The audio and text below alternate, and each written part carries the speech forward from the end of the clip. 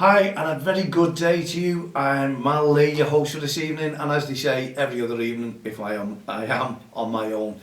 Well, welcome to the show, and it's just a recap on what we did in Warrington to Liverpool, Town Hall to Town Hall. Now, did we do the walk? We'll let you know very shortly. But I am out and about this morning to record the show, so today I'm off to the Warrington DXTL Junior Football League. They'll all think I'm not coming there because I've got to do my show beforehand, because after that I've got to do a nice little working shift in Warrington. Yes, back to Warrington. Well, that's what it's all about, isn't it? Because anyone who knows me, they know that I'm a support worker, and obviously it's part and parcel of my job. And I think we misguided ourselves. I think myself and Paul should have really taken the following day off and the day off, because Paul was working straight after. He couldn't walk. I'm working today. But hey ho, I feel as right as rain, a little bit tired, but at the end of the day, what do you expect after a 20, probably 7-mile walk? We know it's a little bit further than the 26 mile, what we done, but we put a little bit extra on, and we managed it. The reason I wanted to do a little bit extra is because we've got Hadrian's Wall, August 3rd, 4th and 5th, that's 30 mile on the day. So yes, we completed it. So myself, Paul, Colin and Jeff, and you know what, Chris, who's absolutely superb, who took us up there first thing in the morning. We started at 7:05, took us up there and then picked us up at Liverpool Town Hall on the finish. Now the walk itself took us 8 hours 15, the lads just a few more minutes after that one, because they were feeling the pace, they were feeling the blisters, the legs were aching, but hey ho, they got through it. So what an achievement for all of us, you know. Okay, I've done it before, but I hadn't done it carrying the pain that I was carrying from the National Three Peaks, and that is just not, oh, feel sorry for me. No, it's not, because since that National Three Peaks, my foot tendonitis has been, oh, it's been horrendous.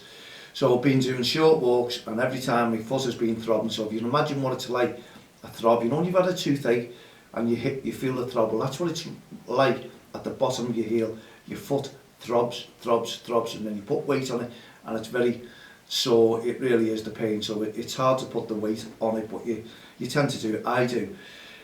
So I was unsure whether I was going to complete that walk yesterday, but hey ho, I had some paracetamol with me. They did the trick. I was making sure I took them. They kept the pain away. So it's food for thought when I'm going to do the National Three Peaks as well, because that's going to be even tougher. Now, we didn't have the boots on. I'd done a 4.5 mile walk the other day in my boots, and my feet were really throbbing. So I decided to do the marathon trainers that I've had, and they've done the trick. They were amazing. They got me through it. But Paul walked in boots right the way through. And probably the thing is, the sorriest thing, he left his trainees in the van. He didn't want to use them. I think if he'd have changed them over, he would have been a little bit better. But hey ho, he carried on. Well done. Hats off to each and every one of us. We completed it. It was great on the day. And it was do you know what? When we were coming through Dovecot, I think it was, there was an oldest chap stood at the bus stop. And as we were walking past, we didn't have t-shirts on.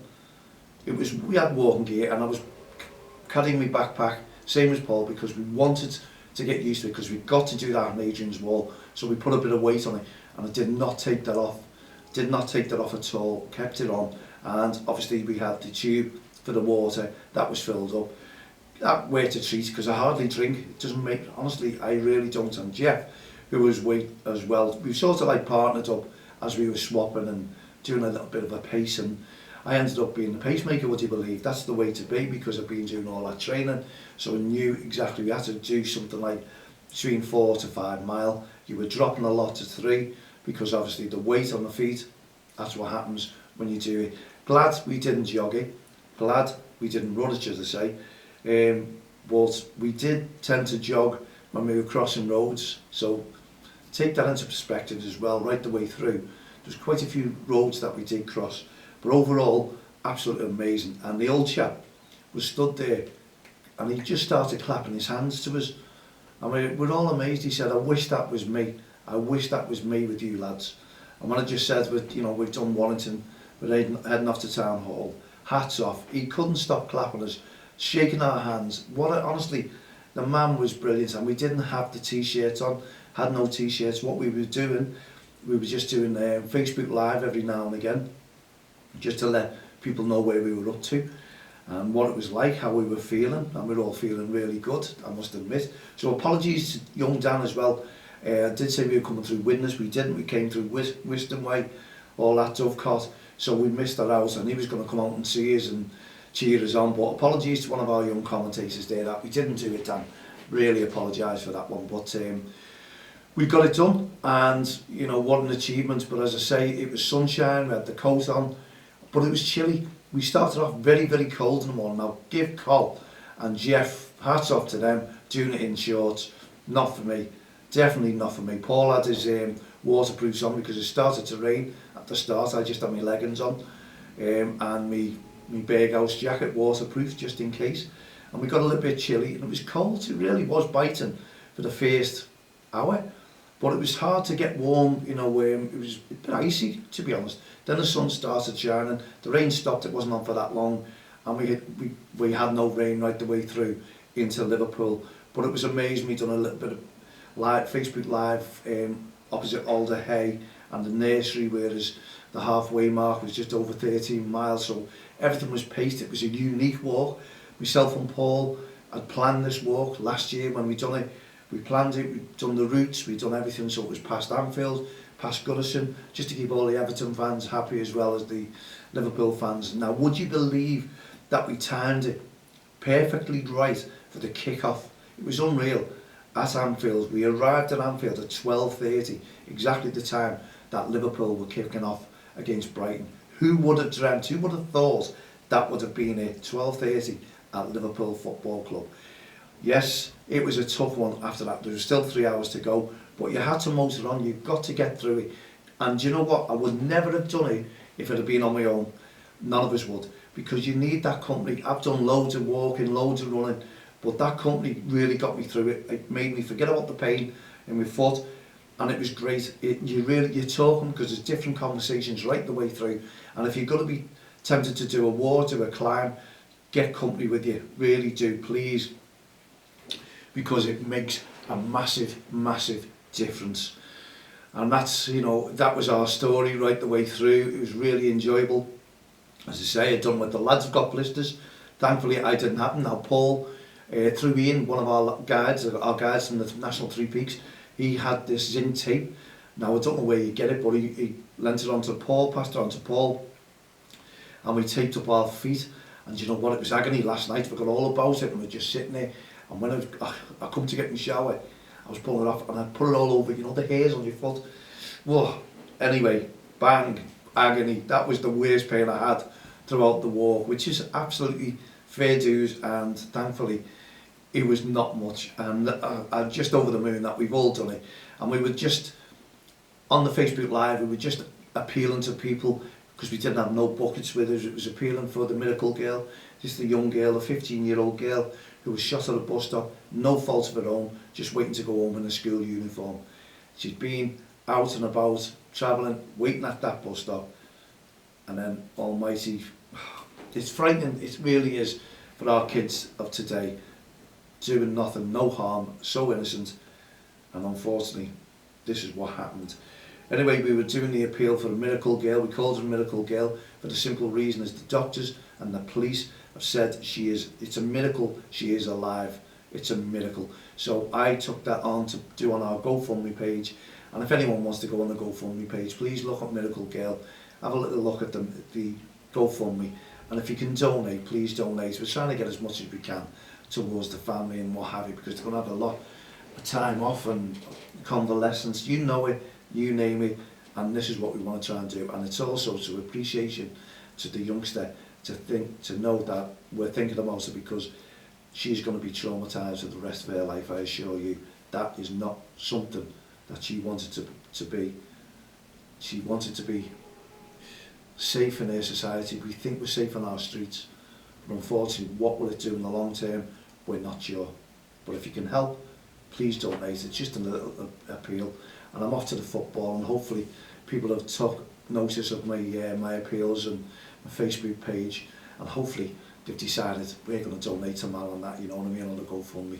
And then we're going to travel and go back onto our Heart of Gold, and that's to help kids, vulnerable children, kids suffering with mental health,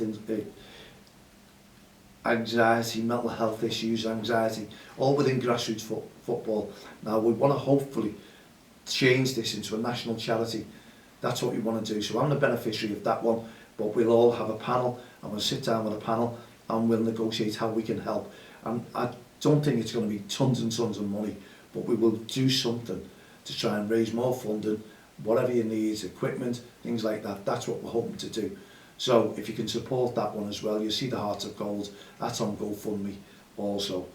It's a grassroots initiative, it's part of the Don't Cross the Line. We've been established since 2003, we're going into our 20th year next year, so we need your support, and it's all about the respect as well. And we'll be out and about pushing that as well, making sure that the referees are protected on and off the field of play, and also the kids are enjoying playing, because we protect the kids because it protects the referees. Now you work that out. If we've got an abusive parent or a spectator on the sideline shouting verbal abuse towards that referee, who hears it? All the little ones, and they're petrified of it. They don't like to see mums and dads fighting, don't like to see mums and dads arguing. That leaves traumatisation itself on the kids' minds. We've all been there, all been through it. You think of the good times, you know the bad times, you'll always remember those bad times, and you'll go back to those good times. They are the ones that you do want, but we don't want those bad times, and it stays with us for the rest of our lives. So please don't be irate when you go out and about on the touchlines. Please respect the referees. We've got our Respect Awareness Weekend coming up, April the 3rd, and that is the Papa John's EFL Trophy Cup Final. And I still don't know who's in that. Someone send me an email, mal@don'ttexttheline.com. I'll have to check up because I've been that busy, and as you know, doing quite a lot. And I'll have a little announcement next week as well. It's probably a bit of an emotional announcement, but I want to tell you something as well, and I'll do that on DXTL TV from the touchlines. And I suppose there's been a lot of emotional stuff that we're putting through lately, but you the people, you know, the hard times, the bad times, we know what we're going through at the moment. We've just had COVID, and now we're going through this almighty price hike everywhere. Everyone's suffering. So we just all want to work together as a team, because working together as a team brings great results, and especially in the heart of Liverpool, Heart of Gold, the majority of people have here, I assure you. We do have horrible things that happen, as I just mentioned earlier on, and I think every city is starting to begin to get that as well.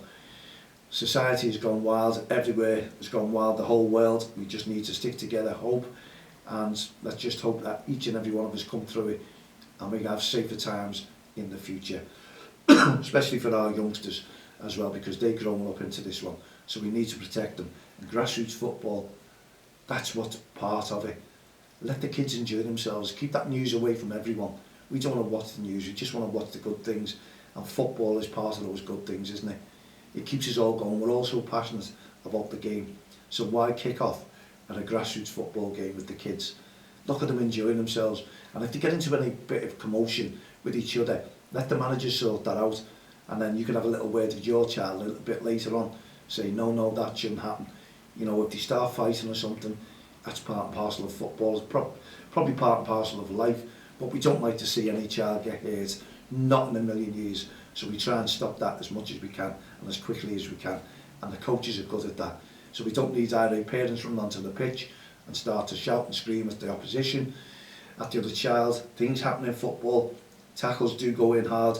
We don't want to see anyone hurt, and we just want to see everyone back off if we can, and leave the kids to enjoy themselves, and leave the referees to referee. Don't be irate. Just give loads of encouragement. Put smiles on everyone's faces. That's what I want to see. And that brings it home to you, like we done that walk yesterday. And we could have done it for umpteen charities. No one got in touch with us. We could have raised funding to do that walk, because we're on Facebook Live, but we didn't. And that's why I decided to do Miracle Girl and see if we can raise money, because I've set up a GoFundMe page with about £1,300 into that already. But don't forget, we have to pay fees to GoFundMe, so everything goes through that page. That's what it's about. You can see what has been donated. Just look on the page and donate if you possibly can. Well, we've got 5 minutes of the show left, so I'd just like to mention it's our Respect Awareness Weekend, as we say. 3rd of April, Papa John's Cup Final, the AFL, and the officials, which I think the PGM are well, will be wearing these t-shirts on the touchlines, on the fields of play, during their warm-ups. I'd love them to wear it through a game one day. Would it happen? I'm not too sure. And we need your support on that one. So if you're going to that game, some photos will be absolutely fantastic if you wouldn't mind. And also on the 23rd of April, that's when the full awareness weekend comes, Refspect. And we've been batting that out, and especially Rob Lindsay, referee bits and bobs man, the badge man, he's been absolutely superb. Look at everything that you can get off him now. All the Refspect logos. You can buy your own t-shirt, keep the price down if you want to. You can order one of these. We'll give the price out because there's a big delay on the t-shirt. Not our fault, manufacturers. There's a delay on everything at the moment, and we all know that, and it's just unfortunately that it's nearly come to April before we've got our t-shirts and what have you. It doesn't make sense to me. I'm just a bit baffled at it, and I'm just up the wall. I wish we could have got these a little while ago, but we didn't. And you can order a nice cheapo t-shirt off Rob, if you don't mind there. You see them all over Facebook, you see them there, and if you want to order one, Rob Lindsay, go onto Facebook and order one there, and we're just awaiting the official t-shirts. And why we say official, these are the ones that the referees will be wearing, but we've got to wait, bide our time for the stock to come in. But I'll chase that up definitely tomorrow, and I'll be in touch with everyone. And we're ecstatic because we still have Ref and Me, who are going to sponsor our Refspect Awards. What more could we ask for? Absolutely brilliant, lads. You've been honestly unbelievable, and we can't thank you enough. We'll let you know what the awards are. We're out there, we're out about, we're watching for referees, we're watching for managers, we're watching to see what goes on the touchlines. Whether we're going to have a function, we're not too sure at the moment because of the price hikes and what have you, and the costs. Everything just seems to jump in, doesn't it? But the Refspect Awards will be sponsored yet again by Ref for Me. Please, and these find your games as well, so have a little look on their website, Ref for Me website, and if you're a referee, well, look no further. Start getting games off them if you can as well. They'll help you to get them also. So in the meantime, when you're out and about, on the touchlines, on the field of play, please encourage the kids to play both sides and encourage the referee to referee. Without the referee, there is no game. We know that, don't we? So no ref, no game. Hashtag Refspect. Get behind it, support it. Tell us what you can do and what we can do to get involved. Look out, tell your managers that there's awards going out there, and also watch out for the referees. How we're going to do it, we're not too sure. But I'll get in touch with Ref for Me, and maybe we'll do something that they can contact them. It could be really, really good at the moment. So yeah, let me have a little word with them, and we'll tell you how you can get involved in it and vote for your special referee. We had loads and loads of nominations last year, absolutely loads of them, honestly. So it's not about, wow, great referee and all this. We want a load of detail if we possibly can about that referee, what they do for the communities, how they referee the game as well, what they're doing to make it worthwhile for your child in that team. There's loads of things. We'll give all that down, and then you can actually feed it back to us and nominate your referee award. And as I say, Ref for Me are kindly sponsoring that again. So we're going to batter that as from next week onwards. We're also going to batter the skydive. Going to be in touch with them. Going to let you know if we haven't got 20, we're just going for it because I can't be bothered chasing around everyone at the moment. So it's been hard work, and I've got a lot to do. And also, I'm going to concentrate on Hadrian's Wall. The majority of that is booked. We're going to have a little meeting about that, how we're going to do it, and what we think we should do to do the skydive. If we do that beforehand, because we've got to coincide it with a walk, never been done, and I don't think the 3-day walk, 84 mile, has been done. So that's what we're going to try and do. Other people are doing it between 5 and 10 days. We're aiming to do that in 3 days, and that is why we're training. You can support us on that on our Heart of Gold initiatives as well. So in the meantime, thank you very, very much indeed for tuning in for all this weekend.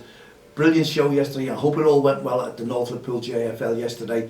I'll get loads of feedback off Bob, no doubt, and we hope it all goes well at the Warrington JFL today. If you've got any problems, anything that you'd like to talk to me about, mail@don'ttexttheline.com, and there's a friend on Facebook, Twitter, LinkedIn, all the social network sites. In the meantime, have a great day, put your feet up, relax, enjoy work this week. Don't worry, the weekend will come pretty quickly indeed. So we'll see you on Friday evening at 7 p.m. with our young commentators. From myself, Mal Lane, all the team here, the Grassroots Show, Don't Cross the Line and Respect programme. Have a great evening. Good night, God bless. Or good day.